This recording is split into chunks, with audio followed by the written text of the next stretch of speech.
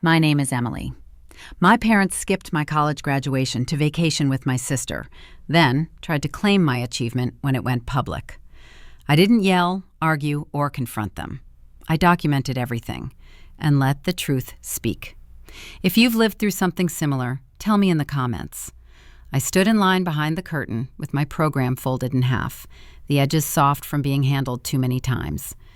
Names were called in steady intervals, each followed by cheers that rose and fell like waves. When I looked toward the seating section marked "Reserved for Family," every chair in that row was empty. My phone vibrated once. An Instagram story loaded before I could stop it. My sister Sarah was stretched out beside a resort pool in Florida, water the color of glass behind her. The caption read, "We needed this break." Below it, my parents had already left heart emojis and a comment about sunshine. The story was posted 9 minutes ago. A staff member leaned toward the line and said my name, letting me know my row was next. I sent a text to my mom with one hand. "They're calling my row." The message flipped to seen. Nothing followed. Another staff member stepped closer and asked if anyone was here with me so they could be directed to seating after the ceremony. "No, it's just me." She nodded, made a mark on her clipboard, and moved on without hesitation. The line shifted forward. A professor I recognized from my research group passed by, slowed, and spoke under his breath. "Stay after. Local press is here." I nodded. He was already gone. My name was announced. I walked across the stage, took the diploma cover, and turned toward the audience. Before the applause settled, the Master of Ceremonies added a line that wasn't printed in the program. I was being recognized for the Research Excellence Award. People stood, hands clapped longer than usual. A photographer near the aisle raised his camera and didn't lower it. Flashes kept firing as I moved to the side. From the stage, the family section stayed empty. The reserved sign was still taped to the end chair, slightly crooked. The Master of Ceremonies reminded graduates to wave to their families. Several people did. I kept both hands at my sides. Once off stage, the photographer caught up and asked me to pause near the stairs. He introduced himself, snapped a few more shots, and said the paper would likely run something small the next morning. I thanked him and stepped down carefully. The ceremony kept moving on schedule, the next name already called, while I stood there, phone vibrating, shoes planted, unable to step forward yet at that moment. I walked past the backstage tables with my diploma cover tucked under my arm, phone still warm from the notifications that hadn't stopped. Volunteers were already stacking chairs, moving on with the efficiency of people who had another ceremony tomorrow.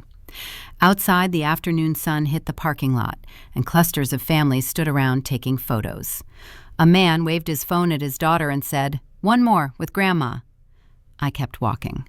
By the time I reached my car, the school's website had updated. My name sat under a headline about Student Research Awards, a small photo attached. The local paper shared the same image on Facebook within minutes. Comments started appearing almost immediately. "Your parents must be so proud. So happy for your family. Congrats to you and your folks." A message from my mom came through. "Why didn't you tell us you were getting an award?" A second later, my dad sent a link to the article. "This is great for the family." The word family showed up again when a distant cousin commented publicly, "Sorry we missed it." Both my parents liked that comment within seconds. The drive toward campus felt longer than usual. At a red light, my phone buzzed again with a notification from work. I worked part-time shelving books at a medical library, and my shift supervisor had been watching the live stream. "Did your parents make it?" she asked when I walked in later that afternoon to return my badge. "They were busy." She nodded, then added, "Flights are expensive this time of year." Someone else overheard and said, "Still, what a day." I thanked them and left before the conversation could stretch further.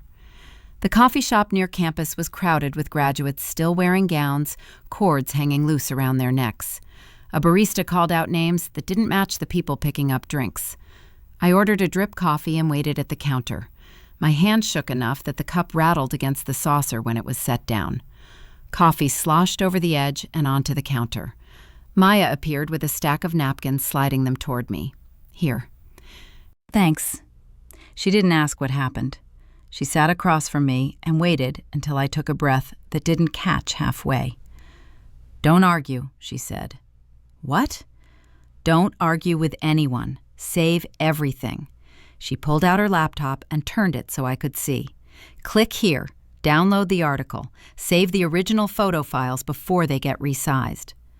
I followed along while she talked, saving copies to a folder on my desktop.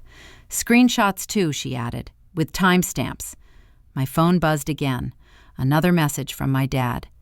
"People are calling. They're so happy for us." Maya didn't comment. She just watched my face and then said, "Check your email." The inbox search brought up a message from 3 months earlier. Subject line, "Commencement guest tickets." I had forwarded it to my parents the same day. The status read, "Opened." I turned the screen slightly so Maya could see. She nodded once.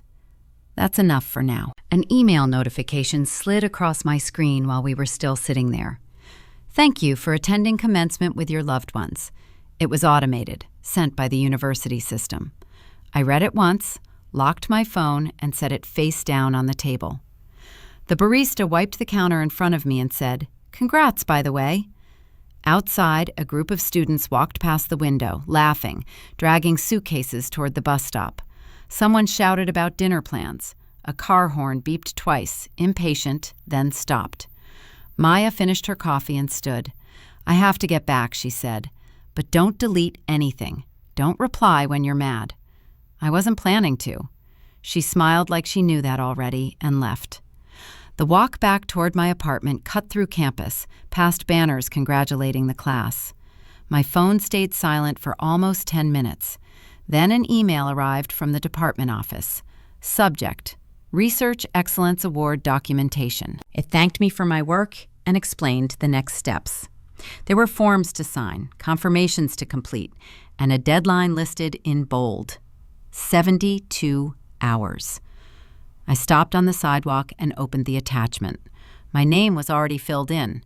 The cursor blinked at the signature line, waiting, while students kept passing around me, some with families, some without. Everyone headed somewhere else as the afternoon moved forward. The library was still open, though most of the tables were empty now. A few students typed with headphones on, packing up their last weeks on campus. I logged into the shared family email account out of habit, the same one we'd used for travel confirmations and holiday plans for years. The inbox loaded slowly, then filled with receipts and newsletters. Sarah's resort confirmation sat near the top. The booking date was highlighted in bold. It was more than a month before my graduation. The stay covered the exact weekend of commencement. No flexibility, no gap. I opened the details, then checked the Instagram story again. The timestamp matched the reservation perfectly. Another email thread showed the payment breakdown. My parents had replied with thumbs-up emojis when the confirmation came through. No one mentioned a conflict. No one asked about my ceremony. Back at my apartment, the evening light faded while the screen stayed bright. I scrolled farther down the inbox. A message from my mom surfaced, sent 2 weeks before graduation. "If it's just a ceremony, we can celebrate later." At the time, I'd answered with a simple, "Okay." It read differently now, not like a scheduling issue, more like a decision already made. My phone buzzed before I could close the laptop. A video call request popped up with the family group name. I answered and set the phone against a stack of books on the table. Sarah filled most of the screen, her hair pulled back, hotel room curtains behind her. My parents appeared in smaller boxes, sitting close together. "We thought you'd understand," Sarah said. My dad leaned forward. "You know how important family time is," he added. "This trip was planned." "For your sister," my mom said quickly. "She needed the break." The word "needed" landed without explanation. Dad cleared his throat. "The article is getting attention," he said. "People are asking for photos. Could you send a few more from today?" "I'm not sending anything," I said. Sarah frowned. "Why are you making this weird?" "I asked why you didn't tell me you weren't coming." Mom's mouth tightened. "We didn't think it needed a whole discussion." "It was my graduation." "And we're proud," Dad said. "That's not the issue." Sarah leaned back, crossing her arms. "You always act so independent." The words hung there, familiar and sharp. I reached forward and ended the call. The screen went dark, reflecting my face for a second before the display dimmed. A message arrived almost immediately. "Don't make this bigger than it needs to be." I set the phone on the table and left it there. The next few minutes passed without sound. Outside, someone laughed in the hallway. A door closed. My laptop chimed with another incoming email, this one from the family account again. A reply chain had started without me, discussing which relatives should be tagged on social media and which caption sounded best. I opened a new document and saved copies of the resort confirmation, the payment receipt, and the email with the "just a ceremony" line. Each file slid into the folder on my desktop, stacking neatly. The phone vibrated again. This time it was a text from my dad. "We're getting questions. Just help us smooth this over." No reply went back. A notification from the library system reminded me that my access card would expire soon. Another from the university calendar warned about the approaching deadline for award paperwork. Systems worked on schedules whether people showed up or not. I picked the phone up, turned it face down again, then moved it farther away, to the edge of the counter. The screen lit up once more, then went dark. A knock came from the apartment next door. Someone asked if I had a charger they could borrow. I handed one over without conversation and closed the door again. The family group chat continued to update itself, message previews appearing and disappearing at the top of the screen. None of them asked where I was. None mentioned the empty seats. The laptop clock ticked forward. I shut it and stood up, carrying the folder of printed papers to the shelf by the door. Each page slid into place, squared and aligned. The phone buzzed one last time before I picked it up. Another message from my mom filled the screen, the same sentence repeated with different punctuation. "Don't make this bigger than it needs to be." The department office smelled like paper and coffee, the kind of place where conversations stayed professional by default. The coordinator motioned me to a chair and slid a folder across the desk. My name was printed neatly on the tab. She explained that the community scholarship tied to my award required verification of family attendance and support. Standard language, nothing personal. A checkbox waited beside a line labeled "Parent or Guardian Confirmation." She said it calmly, as if everyone had parents who showed up, then asked if I could provide clarification by the end of the week. Walking out, my phone rang before I reached the elevator. An aunt I barely spoke to filled the screen. Her voice came through tight and irritated. She asked why I would put my parents in such an awkward position, said people were talking, said emergencies happen. When I mentioned the ceremony date, she cut me off and repeated that family matters should stay private. The call ended without a goodbye. The silence afterward felt heavier than the lecture, following me all the way back to the car. At home, notifications stacked faster than I could open them. Photos from my graduation appeared in group threads I wasn't part of, screenshots forwarded secondhand. In each version, the explanation was the same. Everyone had been busy. Something urgent had come up. My parents' living room showed up in one image, the article printed and taped to the fridge, a handwritten note underneath praising the whole family. The praise traveled quicker than the truth, and it reached people who felt comfortable calling me to explain how inconvenience worked. Later that afternoon, the department sent a follow-up email requesting documentation, attached with a forwarded chain I hadn't seen before. It included my original invitation message, time-stamped and marked opened, passed internally among staff. Beneath it sat a reply from my parents' other email address, the one relatives used, explaining their absence due to a sudden family issue. The dates didn't match. The contradiction sat there in plain text, formal and unarguable, already filed under my name. Maya called while I was still staring at the screen. I told her what the department wanted and what the email showed. She listened without interrupting. When I finished, she said one sentence and waited. "This is bigger than feelings now." No advice followed, no plan, just that statement, steady and uncomfortable, leaving me alone with the reality that silence had already been interpreted, categorized, and shared without my consent. Evening settled as I moved around the apartment, setting papers on the table, stacking mail, clearing space. Another call came in from a cousin I used to babysit. He spoke carefully, like he was choosing sides without saying it. He asked if everything was okay, then suggested I apologize to keep peace. The suggestion hung between us, framed as concern. After the call ended, the apartment felt smaller, shaped by expectations I hadn't agreed to. My laptop opened again on the desk.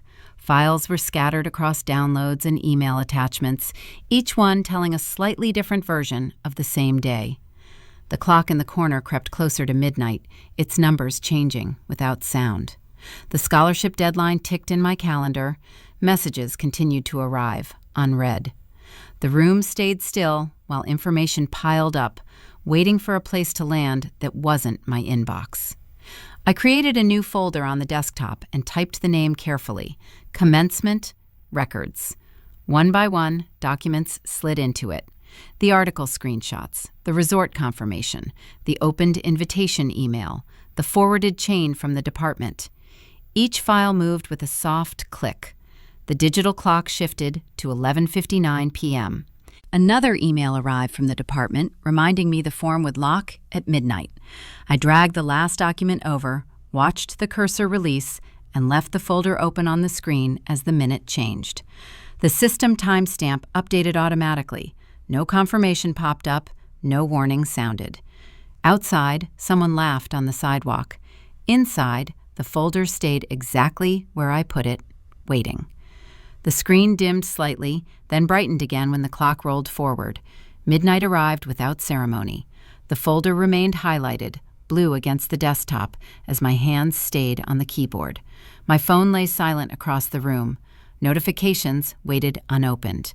The cursor blinked once, then stopped. Outside the window, traffic moved past campus. Inside, nothing else moved as the minute settled. The folder stayed open. The files stayed stacked. Midnight held. No one called. No one knocked. The clock continued. The laptop fan hummed softly. The screen waited. My hands stayed where they were. The folder did not close. Time moved forward anyway. I didn't move. The screen stayed lit. Midnight passed. The folder remained open. There. The apartment was lit by the laptop screen and nothing else. Tabs were open across the top like a row of warning lights, email threads, the article, screenshots of messages, the department portal. Every few minutes, another notification slid in and parked itself somewhere on the edge of the screen, waiting to be dealt with. None of them forced a response. They just accumulated. A cup sat untouched on the table. The coffee had gone cold hours ago. The laptop fan kicked on, steady, patient. Silence wasn't new. It had always felt like the reasonable option. Let things pass. Let people cool off. Let family handle itself. That belief showed up in old messages without needing explanation. Don't make it bigger than it needs to be. Let's celebrate later. It's not worth fighting over. Each line had been accepted at the time. No follow-up, no request for clarity, no written boundaries. That choice repeated itself in small ways, letting photos be shared, letting stories be told for me, letting people assume permission because none had been denied. The open tabs made patterns obvious. Messages forwarded without context. Captions rewritten. My name placed next to explanations that weren't mine. Silence had been read as agreement, then packaged and redistributed. The library was open late, so the laptop went into a bag and the door closed behind me. A few students were still there, hunched over tables, final season habits lingering after graduation. The printer hummed, then stopped. Pages slid out one by one. The receipts stacked neatly. Dates lined up. Metadata showed timestamps down to the minute. Maya joined me at a corner table without asking. She didn't sit right away. She glanced at the papers, then the screen. Check the metadata on the photos they posted, she said, and the edit times. Also, reach out to the photographer.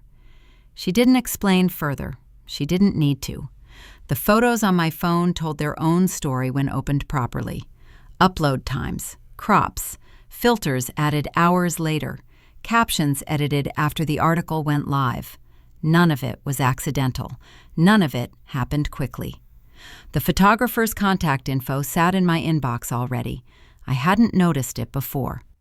Leaving the library, hunger made itself known.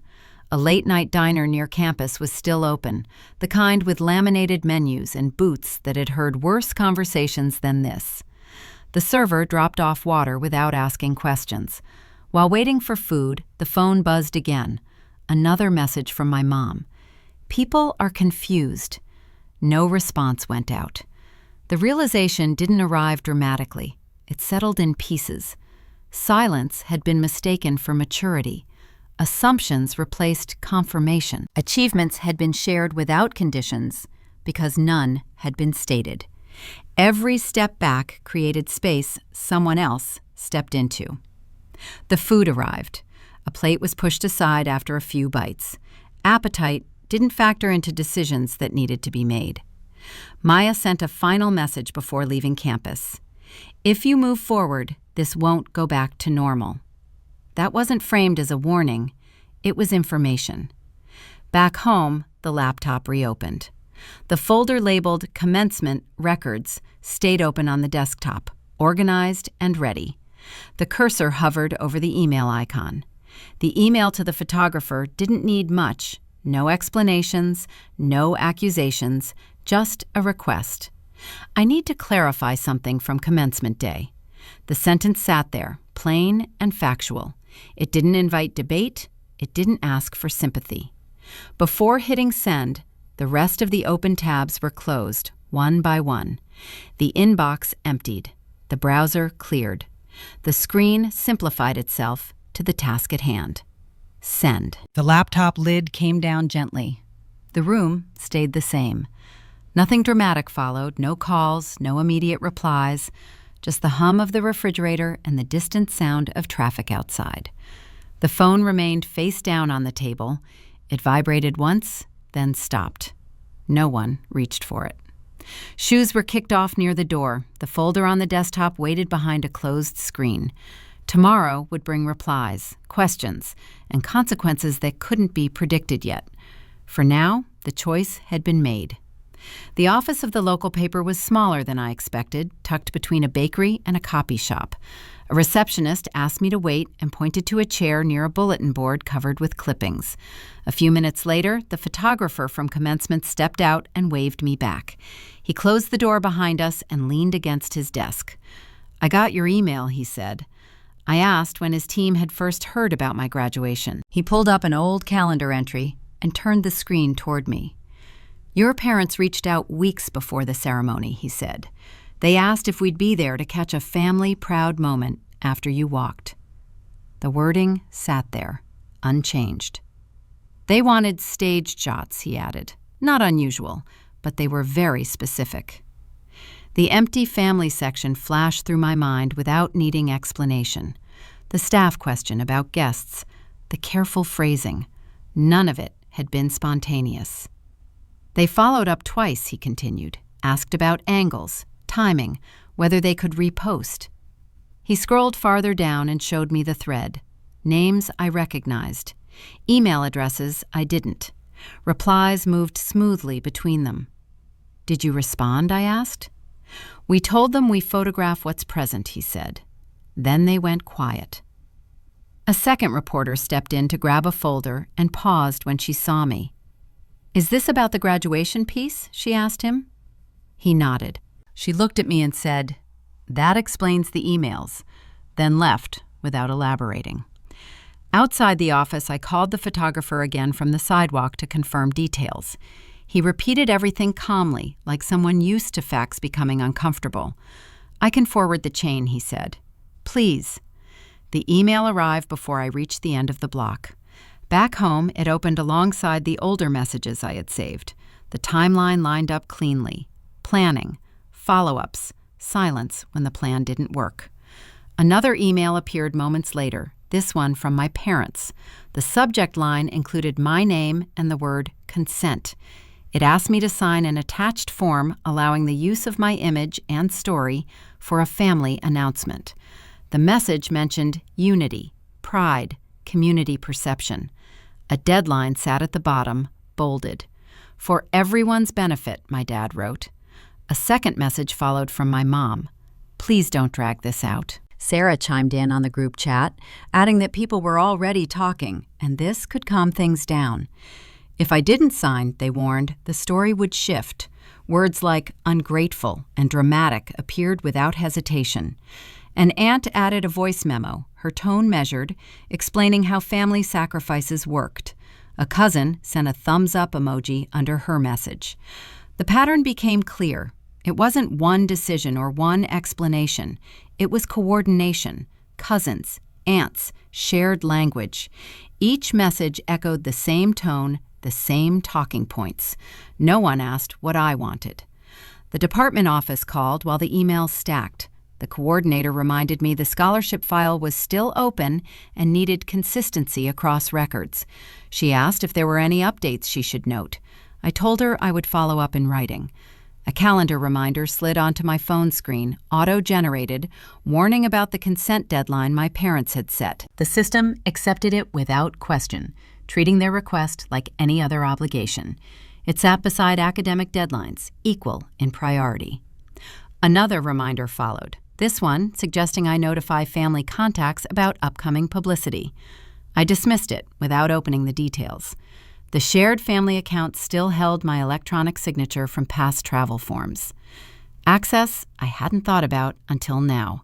A setting buried under account preferences controlled it. The page loaded slowly. A warning popped up, asking if I was sure. I clicked Confirm. Signature removed. The notification appeared at the top of the screen. The cursor hovered over the logout button. Messages continued to arrive on my phone, one after another, notifications stacking with no space between them. The vibrations stopped and started again, as if the device couldn't decide which message mattered most. Each alert carried the same urgency, the same demand for response. I logged out of the account and closed the browser. The screen reflected my face briefly before dimming. Another email arrived seconds later.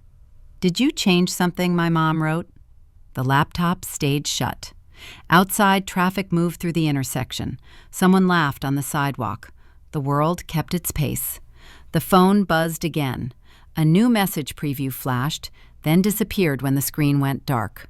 For a second, the desktop background reappeared, uncluttered, neutral, empty of shared access or permissions granted too freely before. A chime sounded, confirming the last action. The notification from the system remained visible for a moment longer. Signature removed. The editor asked me to sit at the end of the table. There were 4 people in the room, all with laptops open, coffee cups pushed to the side. No one asked about my family. No one asked how I felt. They asked for timelines. I opened the folder. The first document went across the table. The email with the commencement tickets, time-stamped 3 months earlier, marked opened. The second was the screenshot of Sarah's resort story, with the timestamp visible. The third was the email chain from my parents to the paper, sent weeks before graduation, asking about photos after the ceremony. The editor nodded once. "Okay," she said, "let's walk through this." One of the reporters summarized aloud, slow and precise. Invitation sent. Resort booked before the ceremony. Family contacted the paper in advance. No attendance on the day itself. She looked up. "Is there any dispute about these being accurate?" "No," I said. They didn't ask why. They didn't ask how it felt to say it out loud. They just moved to the next step. An assistant editor drafted an email on her screen and read it before sending. "We'll ask for clarification from the family," she said. "Standard practice." The reply came faster than expected. My parents wrote back within minutes. The word miscommunication appeared twice. They explained that circumstances changed, that plans had shifted, that intentions had been misunderstood. The tone was polite, practiced, and vague enough to sound reasonable at first glance. The editor read it, then slid her chair back slightly. Do we have anything that contradicts this directly? The photographer cleared his throat and forwarded the metadata files. Upload times, edit times, the date the captions were changed. He added the calendar entry showing when the family first contacted the paper. The assistant editor lined the files up side by side. That's not miscommunication, she said. That's planning. The editor nodded and picked up the phone. She dialed without ceremony and put it on speaker. My dad answered on the third ring. Hello? This is the editorial desk, she said. We're verifying details related to your daughter's graduation. There was a pause, then a careful response. Yes, of course. She asked why the family had contacted the paper before the ceremony if they didn't intend to attend. Well, my dad said, we thought it would be nice if... My mom's voice cut in, audible in the background. We didn't know it would be taken this way. The editor asked a follow-up question about the emergency that supposedly prevented them from coming. The answer changed slightly the second time it was given. Dates shifted, details blurred. Just to be clear, the editor said, her voice even, you weren't present at the ceremony. No, my dad admitted, but we supported her. The editor thanked them and ended the call. No one looked at me right away. They didn't need to. The editor turned back to her laptop. We're running this as a correction, she said.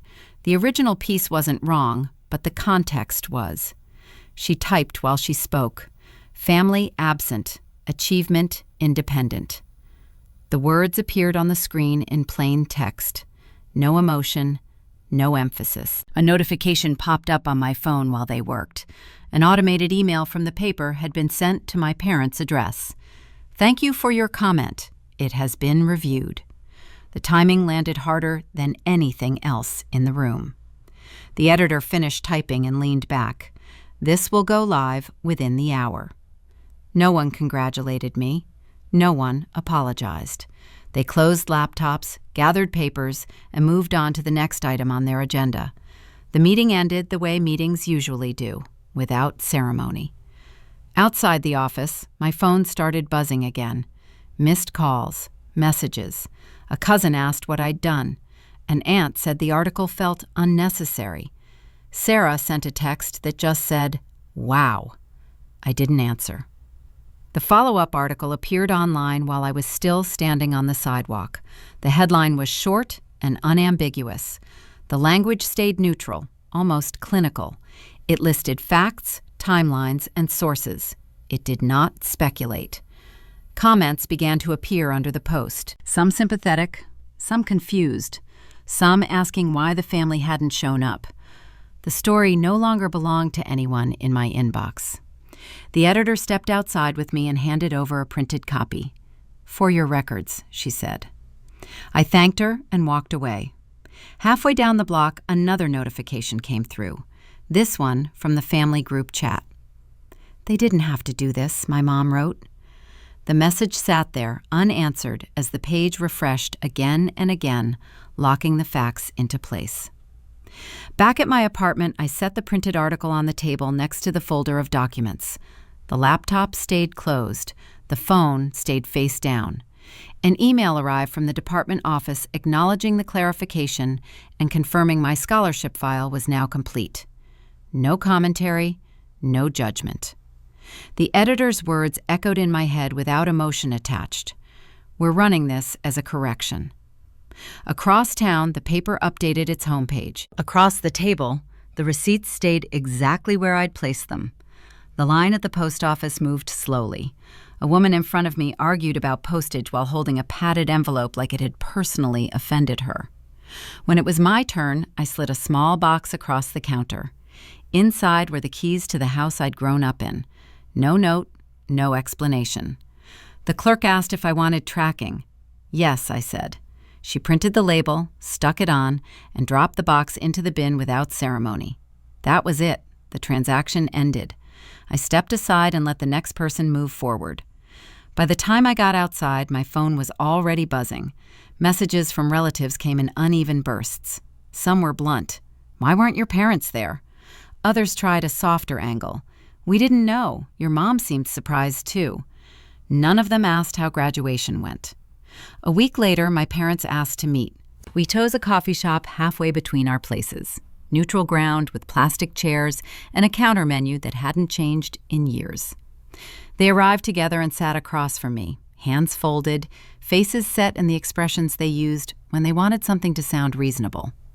My mom spoke first. This got out of hand. "I know," I said. My dad cleared his throat. "We never meant for it to go that far." "I'm not here to argue." They exchanged a glance. "So, what do you want?" my mom asked. "I don't hate you," I said. "I'm not explaining this again. And you don't get to use my image or my story anymore." My dad started to interrupt. I held up a hand, not aggressively, just enough to pause him. "This isn't a punishment," I added. "It's a boundary." Silence followed. Not the kind that waited to be filled, just space that existed on its own. My mom nodded once, tight and reluctant. "We'll respect that," she said. I finished my coffee, stood, and left before the conversation could drift into familiar patterns. The new apartment sat above a bookstore downtown, smaller than the old place, but closer to everything. The lease was signed under my name alone. Utilities were set up fresh, no shared logins, no emergency contacts defaulted to family. Boxes were unpacked over the next few days. Books found shelves. Papers went into folders that stayed shut. The phone number changed quietly. Old contacts didn't transfer over. The shared family email was closed completely, the account deletion confirmed with a simple message. "This address is no longer active." I watched it disappear from the screen and didn't feel the need to replace it. At work, things settled into a new rhythm. The department sent a final confirmation about the scholarship, then stopped emailing. The paper moved on to other stories. The follow-up article stayed online, unchanged. No retractions, no edits. Family gatherings continued without me. Photos still appeared, but my face didn't. My name wasn't tagged. The questions shifted from confusion to resignation. A cousin mentioned that people stopped asking after a while. The old house key was delivered 2 days after I mailed it. My mom sent a picture of the box sitting on the kitchen counter. No caption. I didn't respond. On move-in day, I carried the last box upstairs and set it down by the door. The space echoed briefly, then settled. I locked the door, tested the handle, and slid the spare key into a drawer I controlled. That night, the phone lit up with a notification from my bank. An automated message, plain font, no embellishment. "Your account status is now independent." I stared at it longer than necessary. Not because it was emotional, because it was accurate. The screen dimmed, the phone went back on the table. Outside, traffic moved past the bookstore, people heading home, heading somewhere else, doing what they did without needing an audience. The apartment stayed still. Boxes lined the wall, half unpacked. Tomorrow would be another workday, another routine, nothing dramatic scheduled. On the counter near the door, my new keys sat in a small dish. Just one set, no duplicates floating around, no copies held by someone else. I picked them up, felt the weight, then set them back down. The phone buzzed once more, a message from an unknown number asking if this was still my contact. I deleted it without replying. The apartment light clicked off, the door locked from the inside. The keys stayed where I put them as the room settled into its new shape, the kind that didn't need to be explained or shared.